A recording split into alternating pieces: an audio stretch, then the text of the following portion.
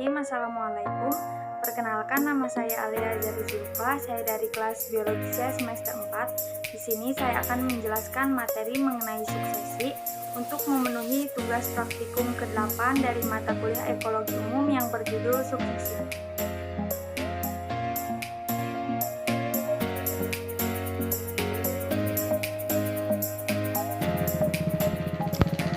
Suksesi adalah suatu proses perubahan, berlangsung satu arah secara teratur yang terjadi pada suatu komunitas dalam jangka waktu tertentu hingga terbentuk komunitas baru yang berbeda dengan komunitas semula.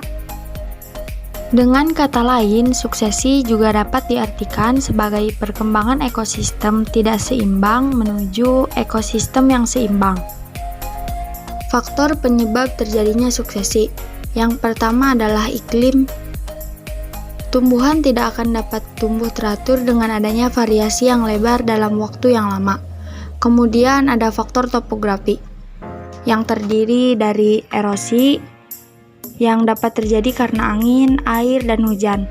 Kemudian ada biotik, pemakan tumbuhan seperti serangga yang merupakan pengganggu di lahan pertanian, demikian pula penyakit mengakibatkan kerusakan vegetasi. Suksesi primer terjadi ketika komunitas awal terganggu dan mengakibatkan hilangnya komunitas awal tersebut secara total, sehingga di tempat komunitas asal tersebut akan terbentuk substrat dan habitat baru.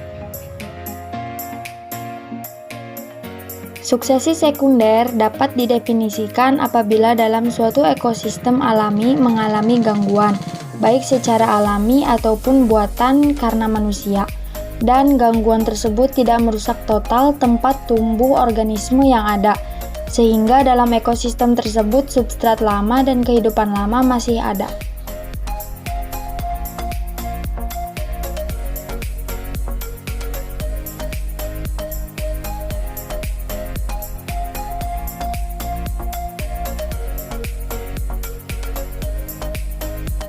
Contoh dari suksesi primer adalah peristiwa yang terjadi di Gunung Krakatau yang ada di Indonesia.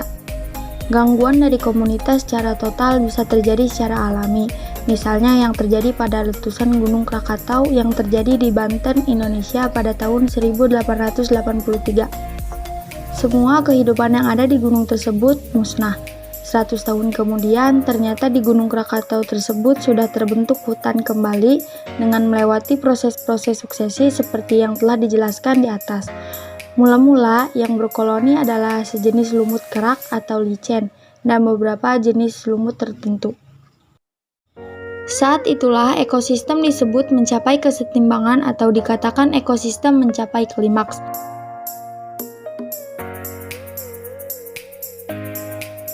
Nah, proses suksesi sekunder ini yang pertama adalah terjadi proses suksesi alami telah terganggu oleh aktivitas manusia atau proses alam seperti banjir atau kebakaran hutan.